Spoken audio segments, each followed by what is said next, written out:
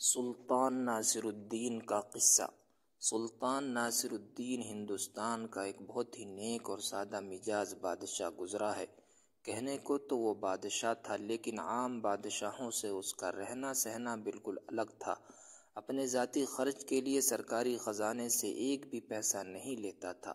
6 ماہ میں قرآن پاک اپنے ہاتھ سے لکھ لیتا۔ اس طرح سال میں 2 قرآن پاک تیار ہو جاتے۔ انہی کے ہدیے سے سال بھر تک اپنی گزر اوقات کرتا۔ کبھی کبھی ٹوپیاں بنا کر بھی کچھ رقم حاصل کر لیتا۔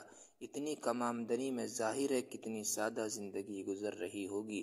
سلطان کی ایک ہی ملکہ تھی، وہ بھی بہت نیک اور سادہ مزاج تھی۔ سلطان خود محنت سے کماتا اور ملکہ خود اپنے ہاتھ سے کھانا پکاتی، اور اس طرح میاں بیوی قناعت کی زندگی گزار رہے تھے۔ ایک دن ملکہ کھانا پکا رہی تھی، اتفاق سے توے سے روٹی اتارنے میں ہاتھ جل گیا۔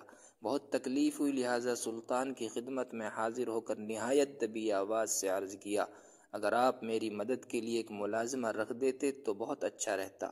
سلطان نے اپنی ملکہ سے کہا، تم تو جانتی ہو ہماری آمدنی بہت تھوڑی ہے، اس میں ملازمہ رکھنے کی کہاں گنجائش ہے۔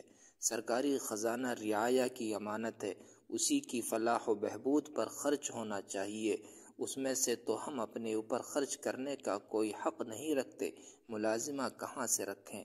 ملکہ یہ جواب سن کر خاموش ہو گئیں۔ پھر کبھی ملازمہ رکھنے کے لیے نہیں کہا، ہمیں بھی اپنی آمدنی کے حساب سے خرچ کرنا چاہیے۔ یہ ویڈیو کیسی لگی کمنٹ میں ضرور لکھیں۔ بہت بہت شکریہ۔